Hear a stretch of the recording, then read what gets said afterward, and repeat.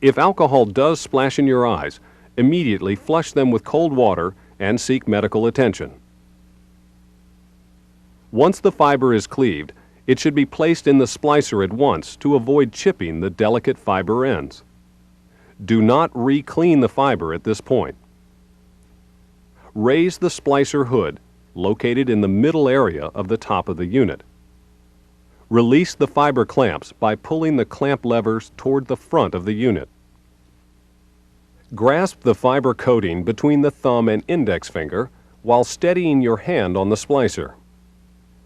Tilting the cleaved end of the fiber down slightly, lower the fiber into the chuck so that the fiber end clears the V-groove and protrudes into the fusion area. Make sure that the fiber is properly seated in the V-groove. Be careful not to slide the fiber ends horizontally along the V-groove, since this will damage and contaminate the fibers. The fiber end should be approximately halfway between the electrodes and the edge of the scale. Using the cleave length mark as a guide, align the fiber coating with the mark. Push the clamp levers toward the back of the unit so as to gently lower the fiber clamp. Prepare the second fiber for splicing and clamp it in the splicer as well. Close the hood. Make sure that the fibers exit the ports on the side of the hood rather than being pinched by the closed hood. Now you're ready to begin automatic splicing, the usual mode for fusion splicing and splice quality testing. The LCD screen will show setting condition with a series of options. Profile type offers a choice of single mode, multi-mode, or dispersion shifted single mode fiber. Align method allows fiber alignment by either the core or the outer diameter. Diameter allows splicing of either similarly sized fibers or fibers that differ in size by more than 6 microns. Data memory stores and displays the results of up to 100 splice operations. Arc test calibrates the arc power level. Time sets and displays the current date and time. Once the fiber type and other selections are made, press the Set key on the far right side of the console keypad. The screen will display a magnified view of the fiber ends moving into place. After splicing is complete, the Type-35SE uses high-resolution direct core monitoring to estimate the splice loss based on the degree of alignment of the fiber cores at the splice point.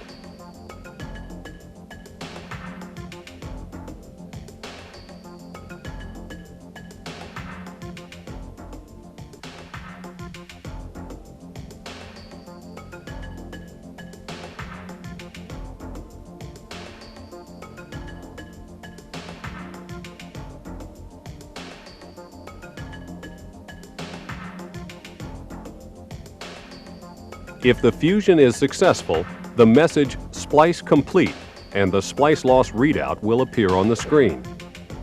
For information on automatic splicing messages, splice quality evaluation, and recovery options, see document number SPF03-135.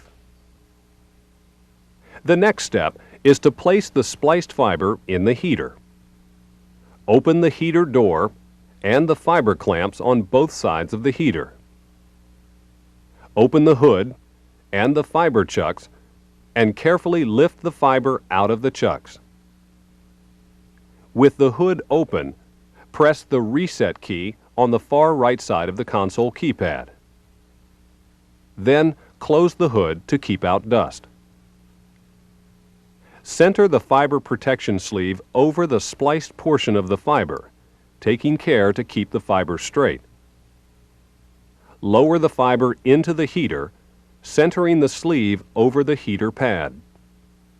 Close the right fiber clamp and tighten it. Pulling gently on the left side of the fiber, close the left fiber clamp and tighten it. Close the heater cover and press the heater set key on the far right of the console keypad. The splicer will apply an initial tensile test followed by a heat cycle to shrink the fiber protection sleeve. The red light on the heater set key indicates that the heater is active. After about 2 minutes, a beep will indicate that the tensile test and heat cycle are complete. If the tensile test fails, a beep will sound and the heater light will go out. One possible cause may be cable residue, which can cause the fiber to slip. If the tensile test does fail, see document number SP F03-135 for instructions. Lift the heater door and open both clamps. Remove the reinforced splice while pulling gently on the fiber to keep it straight. Store the completed splice in an organizer according to standard local practice. In addition to the automatic splicing routine just demonstrated, the Type-35SE also offers 7 other modes. To access these modes, press the star cursor key and then the reset key, holding both until a beep sounds. The screen will display Menu Select. Press one of the number keys to move the cursor to any of the 8 modes. Press the Select key to enter the selected mode. The Automatic mode provides one-touch automatic fusion splicing and splice quality testing. The Manual mode allows manual alignment and fusion of the fibers.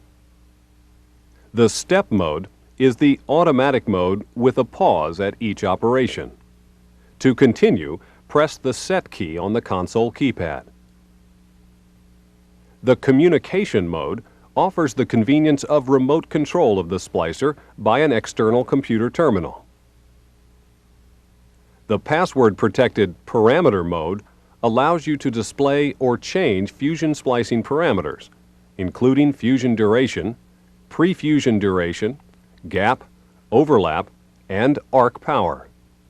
For information on accessing this mode, see document number SPF03-135 or call 1-800-358-7378. The Maintenance mode allows self-checking of the drive motors and inspection and maintenance of the electrodes. The Fiber Name mode allows you to enter a fiber name of up to 12 characters for each of the 21 programmable settings. The Heater Condition mode sets up heater parameters, such as the type of fiber protection sleeve and the length of the heating and temperature cycle and tension test. This concludes instructions for using the Sumitomo Type-35SE Fusion Splicer. In addition to video and print materials, Sumitomo also offers on-site training classes, ongoing technical support, and loaners for warranty repairs for the Type-35SE and other Sumitomo products. It's part of our dedication to quality, innovation, and service that's made U.S.-based Sumitomo Electric Fiber Optics Corporation a pioneer and market leader in the fiber optics industry. If you want to learn more about on-site training for the Type-35SE, or if you'd like information on other Sumitomo products, call 1-800-358-7378.